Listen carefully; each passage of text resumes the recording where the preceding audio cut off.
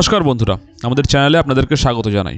যারা চ্যানেলটিকে প্রথমবার দেখছেন তারা অবশ্যই চ্যানেলটি সাবস্ক্রাইব করে নেবেন এবং বেল আইকনটি দাবিয়ে দেবেন, যাতে চ্যানেলে দেওয়া সকল ভিডিওর প্রথম নোটিফিকেশন আপনাদের কাছে পৌঁছে যায়। তো আজকে ডিএ মামলার বিস্তারিত ডিটেলস আপনাদের সামনে। তো আজকে 10:40 রায়দান শুরু করেন justice Sanjay Carroll sir.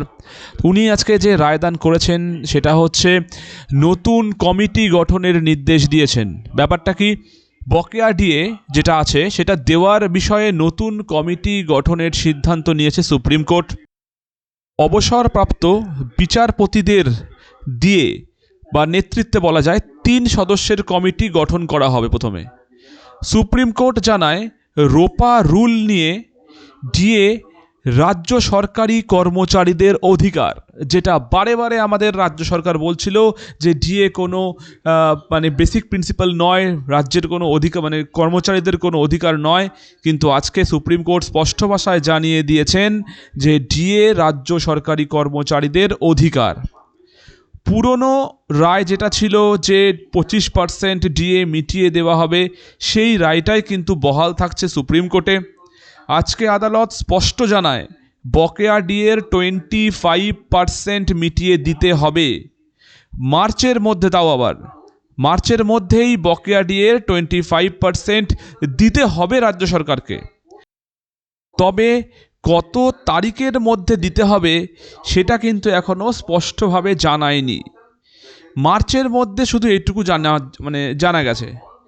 Supreme কোর্টের রায়ের যে অর্ডার কপি সেটা এখনও আপলোড যেহেতু হয়নি, ওটা আপলোড হলেই টোটাল ডিটেলস জানা যাবে যে কত তারিখ বা কত ডেটের মধ্যে এই যে 25% ডিএ সেটা মিটিয়ে দেওয়া হবে।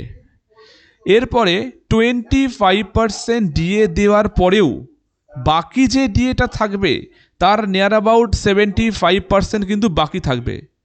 সেই বাকি যে ডিএটা সেটা নিয়ে সিদ্ধান্ত নেবে ওই 3 সদস্যের কমিটি, যেটা আপনাদেরকে বললাম যে 3 অবসরপ্রাপ্ত বিচারপতির 3 সদস্যের কমিটি হবে।